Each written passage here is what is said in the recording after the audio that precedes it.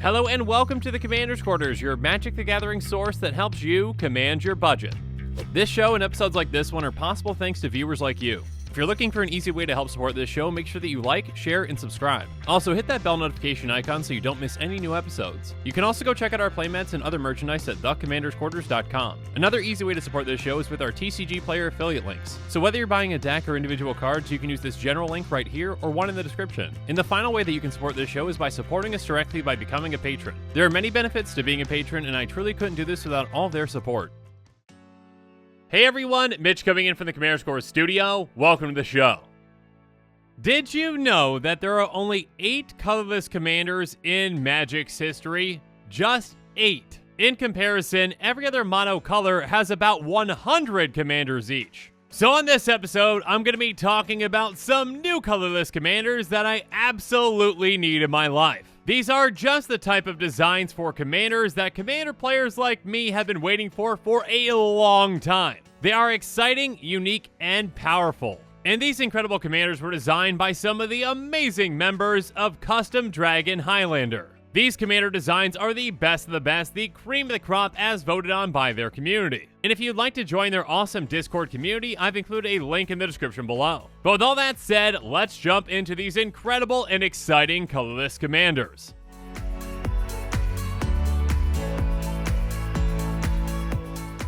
So starting things off in 10th place, we've got Kark's Scrap Scourge, designed by Arson. This is a 1/1 Hydra that costs colorless. It says artifact creature cards you own have mutate. Their mutate cost is equal to their mana cost -1. Whenever Kark's Scrap Scourge mutates, put X++1 counters on it, where X is the mana value of the card mutating on it. Arson had this to say about their card. Although unfun combos can be made with this commander, like Pilipala and Palladium Mirror, the idea behind it was to create a new way to play with artifact creatures, building a machine with parts and function of others. I really am a big fan of this design for multiple reasons. Yes, like Arson said, there are some incredibly powerful and broken things that you can do with mutating certain creatures onto this. But there are also a ton of cool combinations that you can explore with this commander. And expanding out the mutate mechanic to a wider variety of cards is a really interesting concept. Again, this deck already has plenty of limitations being a colorless commander, but giving all of your artifact creatures mutate can let some really cool things happen. I mean, come on, you can mutate Stuffy Doll onto this, and who doesn't want to do that? Maybe give it vigilance, force creatures to block it, and you're gonna have a lot of fun. So yeah, I am definitely a fan of the Scrap Scourge.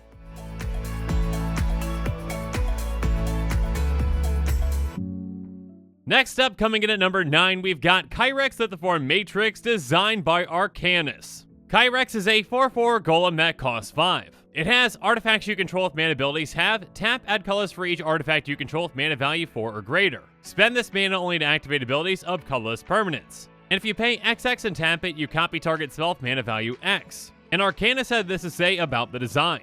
Kyrex Lithoform Matrix is a card flavorfully and mechanically inspired by Lithoform Engine. It is based off of the large slew of colorless cards such as Trading Post and Lithoform Engine, which have powerful but costly activated abilities. Kyrex helps you use them early and often with high-costed mana rocks and other high-costed splashy artifacts. Once you have a significant board state and enough mana, Kyrex allows you to copy your bombs or even your opponents, which helps fill the vacuum of creatures in the deck. In my opinion, I really like the aspect of this design offering big mana, but big mana with a restriction. With the right build and the right board state, you can make a ton of mana thanks to this commander. But you have to utilize that mana in a specific way, being activating abilities of colorless permanents. And there are a lot of great options out there for colorless permanents that you can dump mana into. Of course, including Kyrex itself, which allows you to copy your spells or your opponents. I personally think finishing an opponent off with something like Rocket Launcher could be a lot of fun. So yeah, this is a very fun and unique design for a big mana deck with a restriction that can be a lot of fun.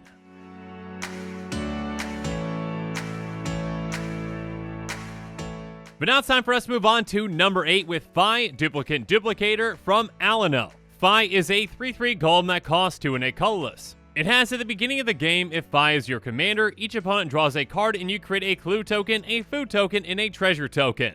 By paying 2 and a colorless, create a token that's a copy of target token permanent you control. Alano had this to say about their design. Fi Duplicate and Duplicator likes getting out valuable tokens so that it can sink large amounts of mana into duplicating them. Cards like Lithiform Engine, Skyclave Relic, and Idol of Oblivion are all cards that are invaluable to a deck based around Fi. An Academy manufacturer would allow you to quickly accumulate food, treasure, and clue tokens for extra versatility. I definitely agree, and I think that Fi as a commander has a lot of potential and is a very unique commander to say the least. Personally, the first card that I thought about when I saw this commander was Prototype Portal. Essentially, the card lets you imprint an artifact onto it, and then you can make copies of that artifact. And then with those token copies, you can make copies of those with Fi. Now, of course, if you imprinted something like Thran Dynamo, well, that could go infinite very easily. And of course, other cards that could be very impactful with this commander are cards like Desolation Twin and Mimic Vat, which can make very powerful tokens. So yeah, Fi as a commander, again, I think has a lot of potential, and it's a very unique design space.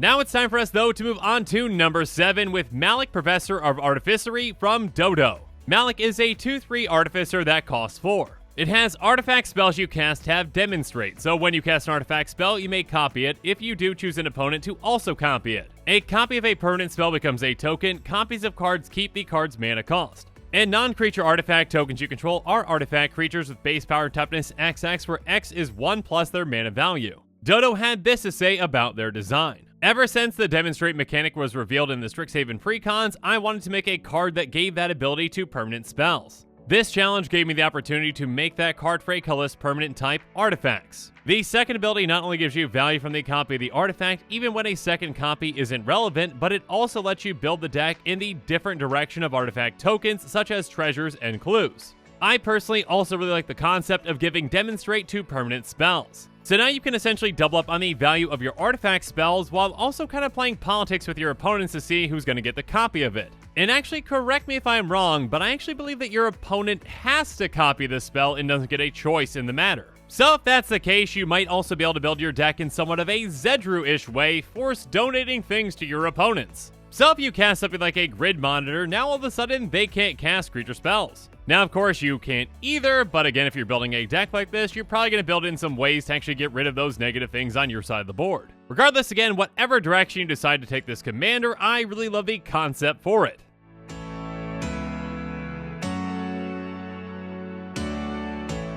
But now it's time for us to move on to number 6 with Karn Complete from Bistro Math 42. Karn Complete is a star Phyrexian Golem for 7 mana. Karn Complete's power and toughness are equal to the number of Phyrexians you control. Equipment you control have Living Weapon. Whenever Karn attacks, gain control of target equipment and create a 0/0 black Phyrexian Germ creature token and attach that equipment to it. Pay 2 life, add colorless, spend this mana only to activate abilities of equipment you control. And just a quick note on this one, originally Living Weapon created a 0/0 black Germ creature token, but starting with Modern Horizons 2, these were errated into Phyrexian Germ tokens. Anyways, Bistro Math 42 had this to say about the design. I think Karn is the most iconic colorless legend of Magic, being a viable force in several formats and around for a long time. So I wanted to imagine what would have happened if Karn had accepted the role the Praetors on Mirrodin had made for him. I try to combine many of Karn's abilities from other designs with Phyrexian ideals. Examples include his knack for animating artifacts turning to Living Weapon, his Karn Strux stat line being integrated as a Phyrexian tribal, and his iconic casting cost from Karn Liberated being incorporated as well, since this is the evil version of that Karn.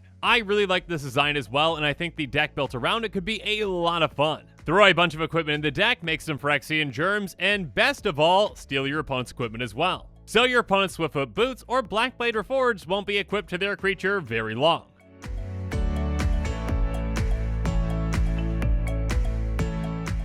Next up, let's move on to number 5 with Emrakul Void of Sacrifice from Books. Emrakul Void of Sacrifice is a 10/10 Eldrazi for 8 colorless. She has, whenever you cast this spell, put all artifact cards from all graveyards onto the battlefield under your control. She also has Flying, Trample, and Protection from artifacts, and whenever you sacrifice a permanent, each opponent sacrifices a permanent that shares a card type with it. Books had this to say about their design. This version of Emrakul attempts to utilize artifacts that are also other types like artifact creatures in order to make the opponent sacrifice all their things while still getting value from sacrificing your stuff. After stripping all opponents of artifact mana, one can use Zerm Orb type effects to strip everyone of all their mana. Finally, one can return all the mana rocks that were removed by sacrificing Emrakul and recasting it in order to completely dominate the entire board and be the only one left with anything on the board. Yeah, personally, I also think that the word dominate comes to mind when seeing this card. By getting permanents in play that actually want to be sacrificed, you can strip your opponents of some of their resources while also getting additional value from yours.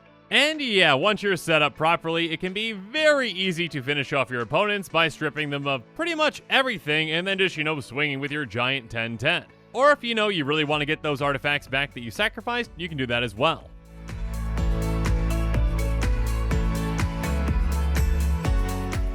Now it's time for us, though, to move on to number 4 with Darlux the Devourer from Sniper. Darlux the Devourer is a 4/4 elemental that costs colorless, colorless, colorless, colorless. It says if you would lose unspent mana, that mana becomes colorless instead. Spend this mana only to cast creature spells. Whenever you cast a spell with mana value 6 or greater, you may pay 3. If you do, create a 0/0 colorless elemental creature token with. This creature gets ++1 for each unspent colorless mana you have. And Sniper had this to say about the design. After the Eldrazi Titans were expelled from Zendikar, a new being formed from the waste named Darlux with the sole goal to devour the plane and make an army. This is the story for Darlux and how all of his abilities tie into the Eldrazi and elementals. Him hoarding mana is meant to show that he is not fully an Eldrazi and therefore just stores the mana. The ability plays well into casting bigger creatures and allows you to pump out massive tokens, which is always my favorite theme from colorless. Gain a lot of mana and play a lot of big creatures, and Darlux just takes the stage as the best commander for that strategy. Yeah, I most definitely agree that this commander is fantastic for a big mana strategy that wants to make a lot of big tokens. It's kind of like a Krufix commander, but added value for when you cast giant spells. Again, you're going to build up a ton of mana with this commander, so cast some big creatures, and then make even bigger creatures, just by paying an extra 3. So yeah, a great design for a big mana colorless commander.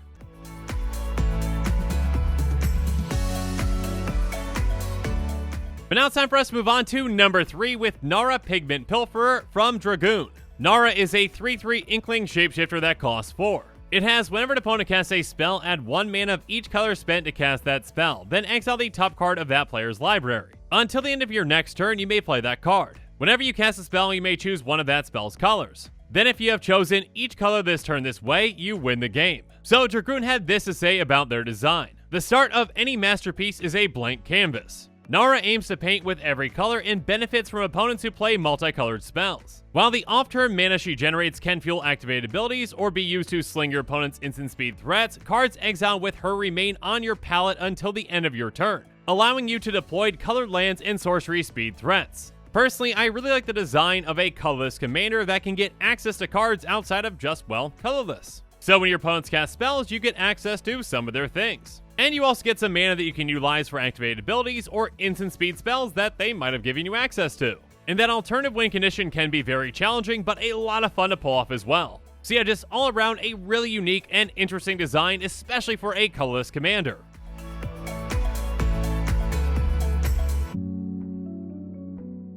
Next up though, let's move on to number 2 with Coseca the Arc Founder from Acorn. Coseca is a 4/4 golem for 4 mana. It has whenever one or more ++1 counters are put on a creature you control, choose one. If that creature doesn't have modular, it gains modular. Or put that many charge counters on target artifact you control. And Acorn had this to say about the design.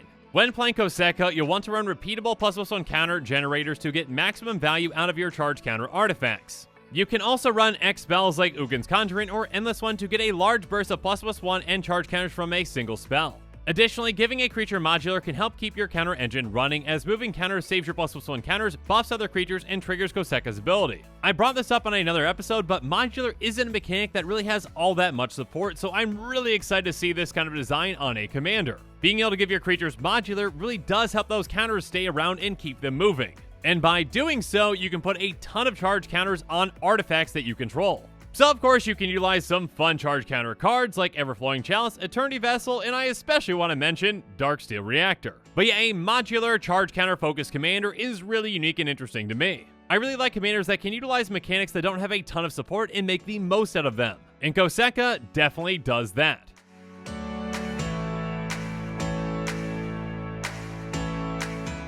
But now it's time for us to move on to number 1 with Trisik, Sire of Germination from Bone Thief. Trisik is a 0/0 Phyrexian Germ that costs 3. As Trisik, Sire of Germination enters the battlefield, attach an equipment you control to it. Trisik gets ++1 for each equipment attached to it. And when Trisik dies for each equipment attached to it, create a 0/0 black Phyrexian Germ creature token and attach that equipment to it. And here's what Bone Thief had to say about their winning design. Trisik is designed to lead a deck as adaptable and ruthless as New Phyrexia itself. While it makes itself a strong Voltron option with an efficient cost and applied strength through equipment, in the event of its death, it's also capable of being a formidable source of token production, allowing you to go wide with your equipment rather than spending excess mana and time on recasting it and re-equipping. I think this is an incredible design not only in flavor, but in its adaptability. Yes, you've got the option of going Voltron, and you can make this thing into an unstoppable force. Or at least I should say nearly unstoppable, but if it is stopped, you still get a large benefit out of it. It essentially explodes into a lot of different germs that have every equipment attached to them. So instead of your opponents having one big problem to deal with, now they've got a lot of tiny problems to deal with. So either way, they're in big trouble against Trisik. But again, as this episode is coming to a close, a big thank you to everyone over at Custom Dragon Highlander. Thank you for competing in this contest, and thank you for letting me show off your amazing designs. And of course, as I mentioned earlier, if you want to join their amazing Discord, make sure you check out the link in the description below. And with that, this show is coming to a close, so it's my turn to hear from you. So in the comments below, let me know what your thoughts on this episode are, and as always, thanks again, and have a good one.